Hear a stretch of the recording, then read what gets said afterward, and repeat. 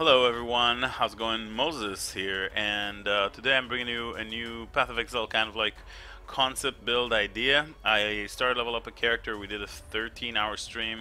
I reached level 80, feels pretty good, man.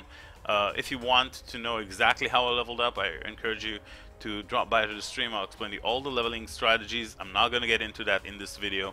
I want to just focus on the skills and you know, the thought process behind this character. So when it comes to mines, there is a level 600 achievement I would like to break, and depth level 600 sounds incredibly tough, and in order to deal with tough situations we need a tough guy. So I decided to make myself a Juggernaut Marauder, to be able to get all these, you know, damage reductions and all the physical damage and all the endurance charges, stacking all that kind of stuff. This is a non-crit build, and we are going to be using Infernal Sword Starforge to, you know, scale our physical damage. Starforge is, you know, 705 physical DPS sword, and even with a non-crit build setting, I believe that we're going to be able to deal enough damage and be able to be as sustainable enough to the point where we're going to be able to push delve deep. So that's what the build is based on. The main skill we're using is Dominating Blow. It will summon minions when we hit a unique enemy or when we kill normal magic and rare monsters. It will summon different type of sentinels with different types of abilities. It's pretty cool. When you kill a rare monster inside a zone, obviously it won't work against bosses, but when you kill a rare monster, it will then you gain all the auras, because the sentinel that rises from that inherits all the auras. So if you have some increased movement speed, increased physical damage, kind of stuff like that, it's actually pretty cool. So that's Dominating Blow. The current links are melee physical damage, multi-strike, maim, faster attacks, and Ancestral Call that we then replace to Ruthless in single target situation, bosses and such. Alongside it, Val, Ancestral Warchief, and Warchief, basically on a 5-link over here. We got Ancestral Warchief, faster attacks, melee physical damage, damage on full life, concentrated effect because it is an AoE skill. If I had a 6th link, I'll probably use increased duration or maybe some other of the melee more multipliers. Currently 5-link, definitely enough. This deals tremendous amount of damage. Yeah, on the helmet I have a minion helmet. The reason why minion helmet, because there were 2 nodes that were introduced to the game in the recent patch 3.4 and in the Delve League, Spiritual Aid and Spiritual Command. These nodes, this one will give us 4th line here, increases in reduction to minion attacks, also affects you, and this one will give us increases in reduction to minion damage, also affects you. So whatever node on the tree and whatever increased damage that we get on gear, except from support gem, we cannot link Dominating Blow with support gem for minion damage and minion speed. That will not affect us, but everything on the tree, everything on our gear will. Jewel sockets, stuff like that, and the nodes that we're going to pick up. So here we got a slew of minion damage and minion attack speed nodes that will also affect ourselves with this new minion circle, and in the Templar area, and with this little modified spiritual command circle that I believe was there, but doesn't really matter. That's what it is right now. Next patch it might change. So yes, we are Marauder. We're going to pick up the life. Bunch of a life, 2-handed, went out through the life, just a lot of life nodes. And then what I did as I was leveling with Dominating Blow, I picked up this, then I stopped here, I went right and then went all the way up here, picked up this, and then I stopped. At that point I was I don't know, like level 30-ish. I don't want to say, I don't really remember, but that's when I stopped, and then I started going all the way straight line to the Vitality Void to be able to leech. Until that point I was using Blasphemy and Warlord's Mark to sustain my mana and life. You know, leech, Blasphemy, Warlord's Mark, and then I picked up that, and the damage was pretty much enough to the point where I could remove Blasphemy, Warlord's Mark, and then I started using Blasphemy, Vulnerability. And also at that point I started filling in the life nodes. There's another,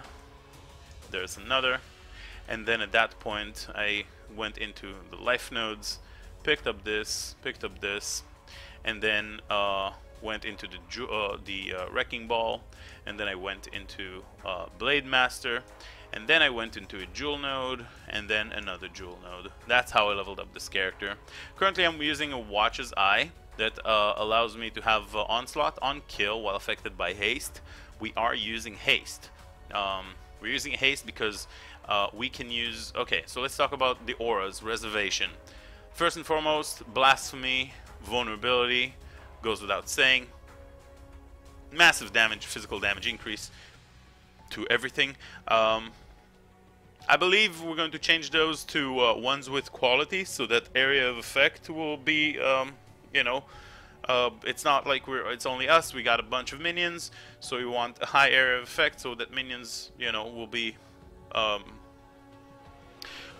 so it will affect more monsters, not the monsters that are in our close, you know, proximity, so that the minions that I have that are a bit further away from me will also be able to attack those. So we're gonna get quality on those to increase the effect and the area of effect of the vulnerability and blasphemy in the end. We also have Blood Rage here, and Herald of Purity and Haste. Okay, so for Haste we picked up Val Haste for obvious reasons, but this will provide us with big movement speed and attack speed for both us and our minions. And also I try to get a quality one here because of the 17% increased area of effect. 21 was just too expensive. This cost me 2 chaos at level 7 or something like that, and the 20 quality one was like 17 chaos or something ridiculous, so the difference was kind of huge. And I believe it's because this season not too many people are running lab because Delve is so amazing, so a lot of the quality gems are very expensive. So I decided to save some costs here, and yeah, 17 is just fine. So we got haste, we got vulnerability and blasphemy, and then we also have Herald of Purity. And the reason why we're able to sustain all that is because of Impresence. So we have 3 auras on us, and Impresence, it makes it possible, because Impresence makes it so that reduced vulnerability, mana reservation.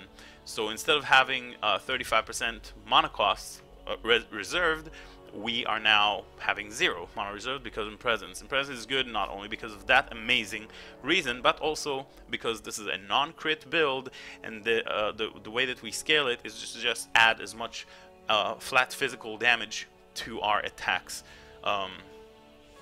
And this is exactly what this amulet does. On top of that, provides with life, with armor, with some attributes for some more life and requirements, and maddening presence whenever we kill a unique or rare enemy, which basically is like a circle. It makes enemies take more damage while we're mapping. It's not going to help us during boss fights or anything like that. So yeah, haste normally requires 50%, still requires 50% with the Herald of Purity, which I haven't talked about, but is a new it's a new herald that adds physical damage to attacks and allows us to summon Sentinel of Purity, which are another type of minion. And since we're a minion, you know, it adds physical damage to attacks. More minions will get all the benefits from the minion nodes and from the auras that we run. So overall, seems like it works perfectly fine. Herald of Purity is a new herald that came in again with the recent patch. So it kind of supports very nicely. And again, we're not dealing any elemental damage because we are using Starforge, so no elemental damage, no Herald of Ice, Thunder, and all the common ones. So Herald of Purity will go perfectly. For the rings, again, we just want to scale as much physical damage to attacks as we possibly can. So I crafted this one along with Mark of the Elder, which will give us, you know, flat fizz, increased maximum life. Cold damage to attacks is irrelevant. 0 cold damage, but the up to 80% increased attack damage if your other ring is a shaper item. So we got that thing going for us.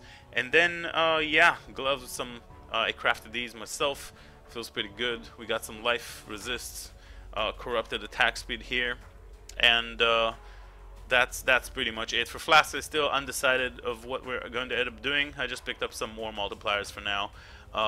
With Starforge, deal no elemental damage means that we can deal chaos damage. So our damage is going to be physical, and a big chunk of that is going to be off of chaos damage off of these two flasks. There's Scene's Rebirth that gives us Unholy Might, which gives us 30% of physical as extra chaos, and this of course is the well-known Atziri's Promise, 20% of physical as extra chaos. So 50% of physical as chaos damage is kind of huge, and this is going to be our more multiplier through flasks, and again the Lion's Roar, more melee damage during flask effect. And the fourth one, I don't know what we're going to end up picking up right now. I just have what I leveled up with. So this was a 10-minute video. I believe I talked about the entirety of the thing. But if I missed something, feel free to ask me. Oh yeah, Convocation basically is just a skill that we use on low level, and it makes all the minions come in one spot. So instead of all the minions spreading around, they all just kind of like, they all get concentrated in one area, and it just helps us, you know, attack something, and just for convenience sake. So yeah, haste is up, Val Haste, Ancestral War Chief and War Chief, Leap Slamming for move skill, Blood Rage, Dominated Blow, and Convocation are the active skills I'm running. And this was the concept build idea. I'm going to make, like, you know, gameplay video. I don't really want to get into gameplay. I mean, I guess I can show you. I just want to try and make this video as short as possible. Let's just go to the Blood Aqueducts so you guys can see all the minions and all that. But basically, it's a melee attacks that summons minions. I got my Herald of Purity, I got my Haste Aura, and the monsters around me will have vulnerability, as you're going to see. Yep, that's the vulnerability aura. And yeah, when we attack stuff, things get summoned, and that's basically it. That's the whole deal. The idea about this character, the goal is, yeah, when I use Convocation, all the minions, you know, they all get concentrated in one spot. This skill has a little bit of a cooldown. Some Sulfite. And we're lip slamming our way. We got our Fortify, we got a bunch of fizz damage reduction from all sorts of sources. And yeah, that's basically it. These minions are kind of dumb. They're going to stand most of the time. But, you know, these are the 4 Herald of Purity minions, the Sentinels of Purity. And there's Magic Sentinels here from Dominating Blow, and like normal Sentinels also. You can see the blue ones and the normal ones, and they're going to die because they only last 20 seconds. And you can also summon a rare one that will affect all this group with auras. So this is kind of like the build. I just wanted to show you a little bit and really try to make this build, this video short. With a little bit of gameplay. I'm going to try and do everything with this character, and we're going to try and delve deep with this character as well. So Jugg, Marauder, feels pretty good, man. Excited. Stream is starting very soon. I just wanted to kind of like share this video and give you the idea of the build before we go. Thank you very much for watching, and I'll see you guys on stream.